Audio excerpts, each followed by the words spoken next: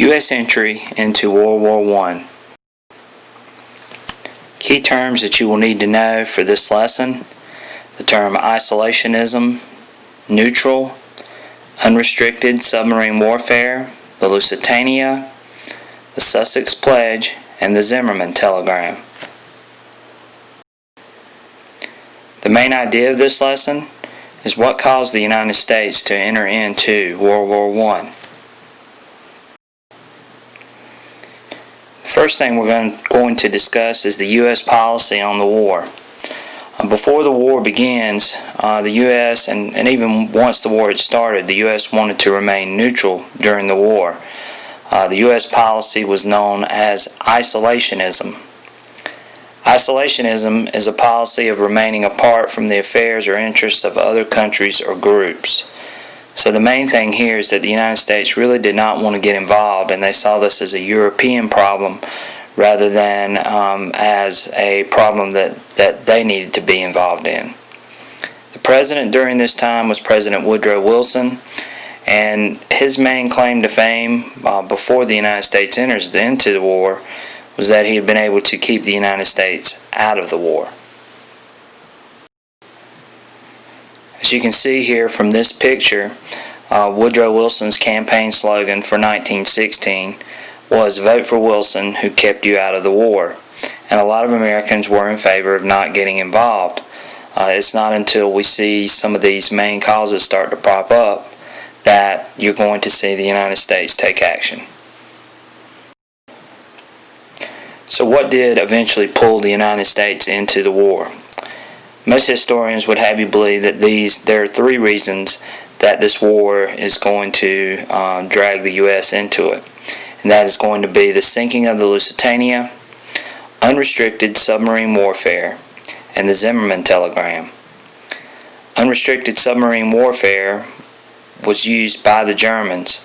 The Germans are going to attack merchant ships and passenger ships, and the main reason why is because the Germans believed that these ships were supplying the Allies, and of course they didn't want that to happen because that could actually change the tide of the war. We're going to go into all three of these reasons in the next few slides.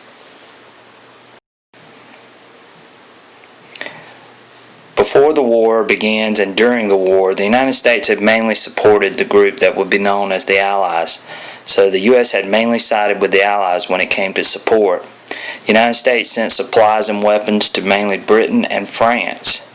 The Germans became aware of this, and they started to take action through the use of their U-boats or submarines.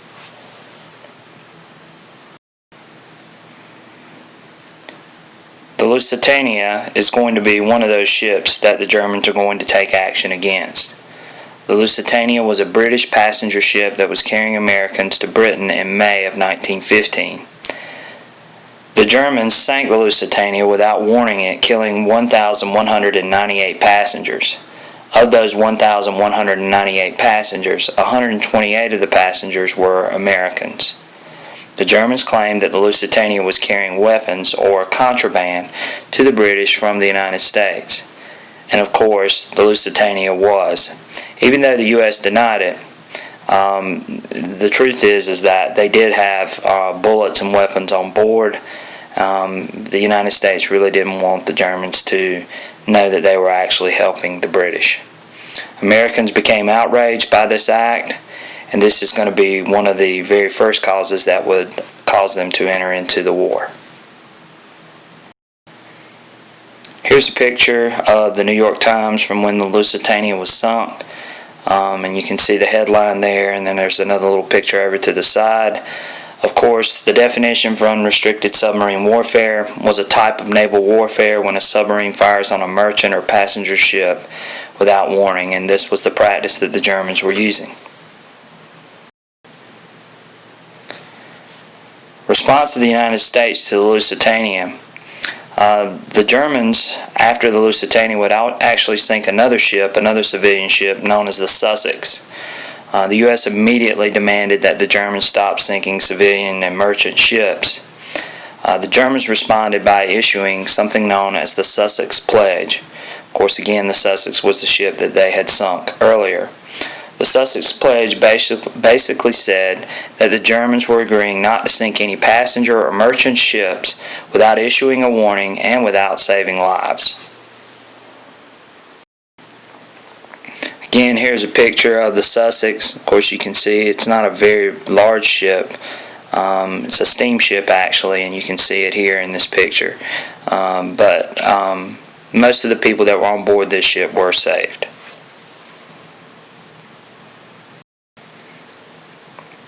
Probably of all the causes, the Zimmerman telegram is probably what really put the United States over the edge and eventually causing them to enter into the war. The Zimmerman telegram happens when German Foreign Minister Arthur Zimmerman sent a telegram to Mexico. In this telegram, he asked Mexico to attack the United States. If Mexico had agreed, in return, Germany would allow Mexico to get U.S. land if they won the war. The telegram was actually intercepted by the British, and it was presented to the Americans on February 24th, 1917. It was actually published in the American papers on March 1st, 1917. Here's a picture of the Zimmerman telegram. Of course, you can see the numbers.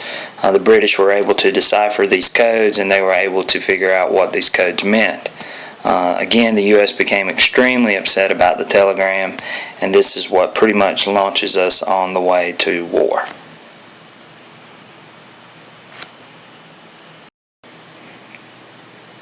The violation of the Sussex Pledge would begin too in 1917.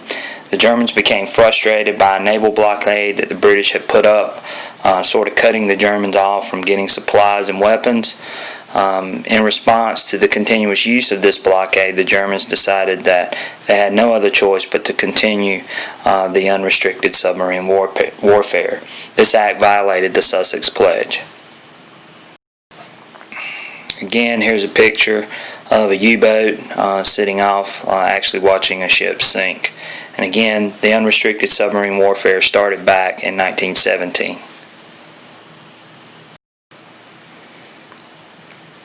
The U.S. declares war.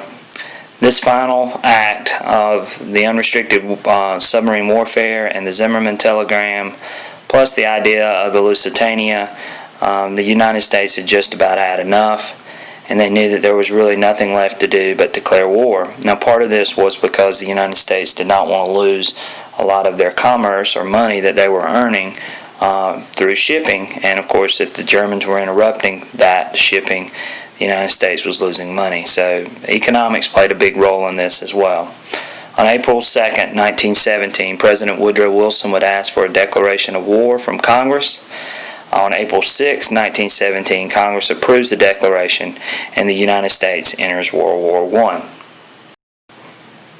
Again, here's a newspaper from when they declare war. Also, you can see a picture of Woodrow Wilson in Congress asking for the declaration of war. And this last slide shows you a picture of the famous poster of Uncle Sam, Of Course I Want You, for the U.S. Army. This poster became iconic, and it appears for the first time during World War I. That is it for our World War I presentation on the U.S. entry into war. Please make sure that you review this. If you need to pause it, stop it, do whatever, just make sure that you know these things for your upcoming quiz. Take care.